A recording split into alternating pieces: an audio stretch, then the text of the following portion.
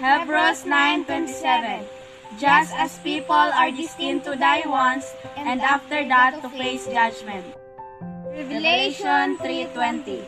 Here I am, I stand at the door and knock. If anyone hears my voice and opens the door, I will come in and eat with that person and they with me. John 3:14-17.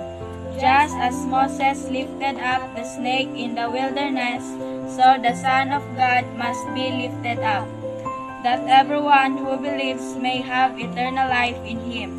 For God so loved the world that he gave his one and only Son, that whoever believes in him shall not perish but have eternal life.